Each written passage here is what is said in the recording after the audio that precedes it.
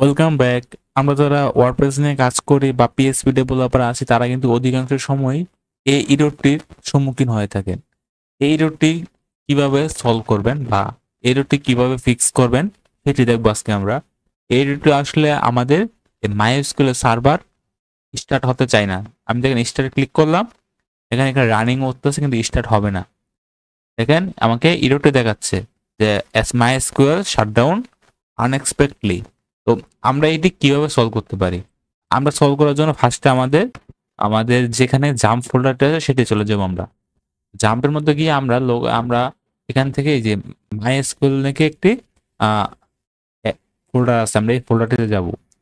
যাওয়ার পরে আমাদের কি করতে হবে, আমাদের এর ডাটা ফোল্ডার আছে এটার ভিতরে কিছু চেঞ্জ করতে হবে।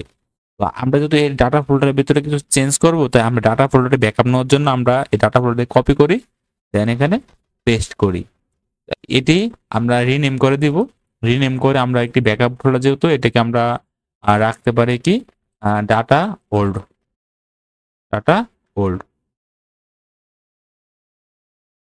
ডাটা ওল্ড আমরা এই ব্যাকআপ ফোল্ডারের নাম ডাটা ওল্ড রেখে দিলাম। আর এখানে ডাটা ফোল্ডারটির ভিতরে আমরা কিছু কাস্টমাইজ করতে হবে যদি আমরা এই ইররটি ফিক্স করতে চাই। ইররটি আমরা কিভাবে ফিক্স করব? তো সর্বপ্রথম আমাদের যেটি করতে হবে, আমরা ডাটা ফোল্ডারে যেতে হবে। আমরা ডাটা ফোল্ডারে গেলাম। যাওয়ার পরে আমাদের কি করতে হবে, দেখেন এই যে এখানে যে ব্যাকআপ ফোল্ডারটি আছে, এই ব্যাকআপ ফোল্ডারের ফাইলগুলো ওই ডাটা ফোল্ডার থেকে ডিলিট করে দিতে হবে। আমাদের কি কি ফাইল আছে? MySQL, পারফরম্যান্স স্কিমা, পিএসপি মাই অ্যাডমিন, টেস্ট, আর দেন এই ফাইলগুলো আমরা কি করতে পারি, এই ডাটা ফোল্ডারে যাব। যাওয়ার পরে আমরা এখান থেকে ফাইলগুলো ডিলিট করব। এই যে MySQL, এই পারফরম্যান্স স্কিমা, পিএসপি মাই অ্যাডমিন, দেন টেস্ট, আমরা এই 4টি ফাইল সিলেক্ট করলাম। দেন আমাদের এই ফাইলগুলো এই ফোল্ডার এই 4টি ফোল্ডার সিলেক্ট করলাম। দেন এই ফাইলগুলো সবগুলো ডিলিট করে দিতে হবে। আমরা ফাইলগুলো ডিলিট করে দিই। এই যে এটা এটা এটা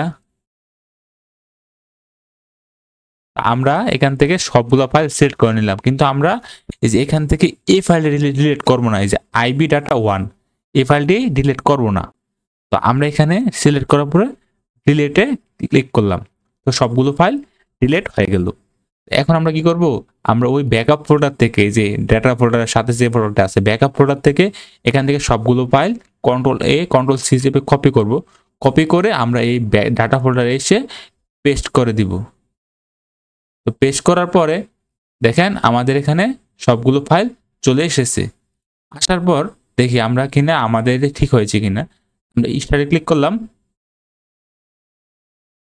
দেখেন রানিং দেখাচ্ছে, এটি কিন্তু ঠিক হয়ে গেছে। দেখছেন আমার কিন্তু এখন ইরর দিচ্ছে না। আমি যদি এটা গিয়ে ক্লোজ করে আমি আবার অন করি, দেখেন এটি কিন্তু ঠিক হয়ে গেছে। দেখেন এটাই ঠিক হয়ে গেছে।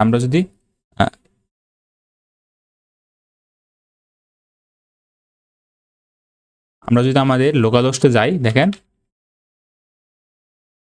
লোকাল হোস্ট পিএসএম অ্যাডমিন, দেখেন আমাদের ডাটাবেস কিন্তু চলে এসেছে।